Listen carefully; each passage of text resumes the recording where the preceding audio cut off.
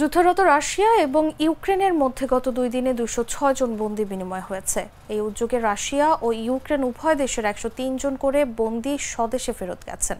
এতে মধ্যস্থতা করেছে সংযুক্ত আরব আমিরাত। তবে ইউক্রেনীয় প্রেসিডেন্ট ভলোদিমির জেলেনস্কি এই ঘটনার জন্য কৃতিত্ব দিয়েছেন তার বাহিনীর সাম্প্রতিক রাশিয়ায় অনুপ্রবেশকে।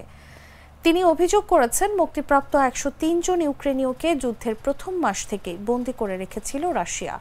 রাশিয়া ইউক্রেনের এই বন্দী বিনিময়ে মধ্যস্থতাকারী হিসেবে ছিল মধ্যপ্রাচ্যের দেশ সংযুক্ত আরব আমিরাত। বার্তা সংস্থা ওয়াম জানিয়েছে চলতি বছর এ ধরনের 8টি ঘটনায় মধ্যস্থতা করেছে আমিরাত।